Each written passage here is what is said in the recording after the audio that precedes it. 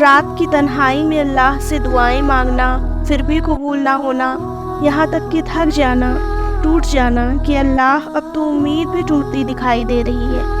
یہ عالم دیکھ کر اللہ کہتا ہے کہ میرے بندے اداس نہ ہو، میں ہوں نہ تیرے ساتھ، اور پھر کن کہہ دیتا ہے، قبولیت سے نواز دیتا ہے۔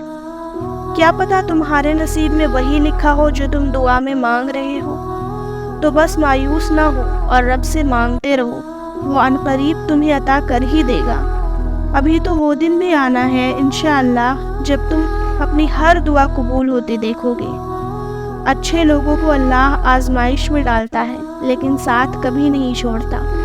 اگر زندگی تمہاری آزمائشوں کا شکار ہے تو بھی خود پر یقین اور امید رکھو، کیونکہ اللہ ساتھ ہے اور وہ سب ٹھیک کر دے گا انشاءاللہ۔ دعائیں جتنا وقت لیتی ہے ان کی قبولیت اتنی ہی خوبصورت ہوتی ہے۔ دیری سے پریشان نہ ہوگا وہی جو آپ چاہتے ہو۔ اگر تمہاری دعائیں رد ہی ہونی ہوتی تو تمہیں مانگنے کی توفیق کیوں ملتی؟ ہاتھ اٹھ گئے ہیں تو یقیناً قبولیت بھی ملے گی۔ نصیب میں کچھ خوشیاں ایسے لکھی ہوتی ہیں جو صرف دعا کرنے سے ہی ملتی ہے۔ تو غموں، لوگوں کی تلخ رویوں سے مت گھبراؤ، بس دعا کرو اور پھر سب ٹھیک ہو جائے گا انشاءاللہ۔ اللہ تمہاری دعائیں سنبھال کر رکھتا ہے تاکہ بہترین وقت پر تمہیں عطا کرے۔ تم بس یقین کے ساتھ مانگتے رہو، جلد ہی مل جائے گا سب انشاءاللہ۔